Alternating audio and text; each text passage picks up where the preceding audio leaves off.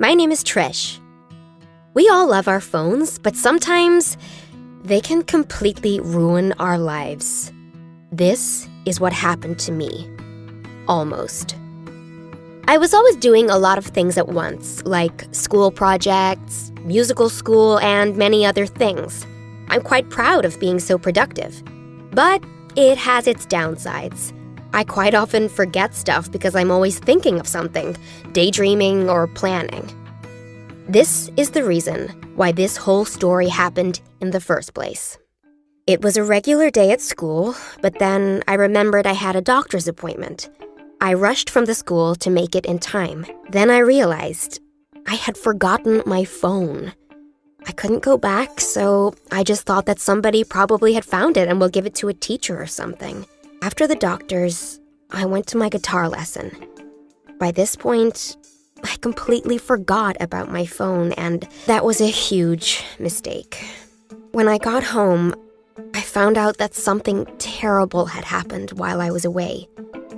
Someone took my phone and started to post terrible things about other people from my social media accounts. And I must repeat, those were terrible things. Like insulting posts about people from my school, their personal information, and even their secrets. Secrets I didn't even know about. I quickly deleted all posts and changed my passwords. But it was too late. Damage was done. I couldn't understand why anyone would do something like that to me. It's not like I had enemies. I felt horrible. Like I was cornered in an aquarium full of sharks. It was painful to even think about tomorrow. I tried to sleep, but it didn't go that well. I slept for barely 2 hours. When an alarm rang, I had to wake up and go to school. It was much worse than I imagined. As I went down the corridor, people were staring at me. I felt their looks on me. I could only describe this feeling as like I was getting smaller while everyone else suddenly got much bigger. 1 or 2 people even shouted something at me, and I couldn't even respond properly. As the day went on, nobody talked to me, and, well, I couldn't make myself talk to them as well. At the end of the day, I found my phone in my bag. A person who stole it had put it back at some point.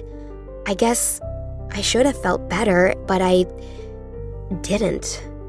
It just made things worse. When I got home, I burst out crying. I cried until exhaustion, and I felt a little better. I started to think about the whole situation and how to deal with it.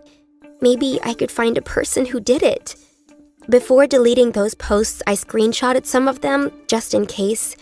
I don't really know why, but it was the right decision in the long run. I started to look through them, trying to analyze the writing style. If someone put the phone back in my bag, it meant that it was one of my classmates because I never really left the classrooms during the day, trying to hide from the looks. I've noticed that this person used a very peculiar emoji, one that nobody else used often. It was one of the girls from my class, Katie. It was weird because she was a very quiet and nice girl who could never even look at the person she was talking to. I decided that I will confront her tomorrow and ask why she did it. So, the next day came, and after our first lesson, I approached her and asked. Her eyes widened. She couldn't say anything for a few seconds. And then she just muttered, "Sorry." Just saying sorry wasn't enough, so I continued to ask her questions.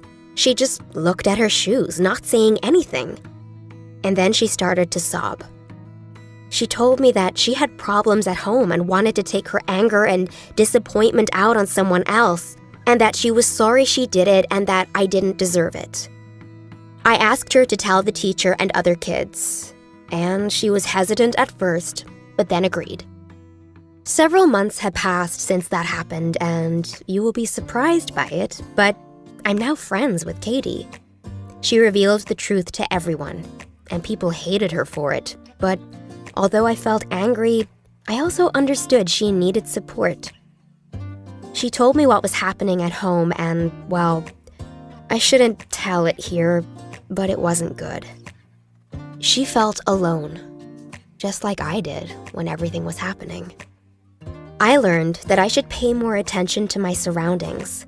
The weird, quiet kid can be the loneliest one, the one with the worst problems. And if nobody supports or listens to them, who knows what they can do? And also, don't forget your phones. Do you know someone like this? Or maybe something similar has happened to you? If yes, then definitely share it with us.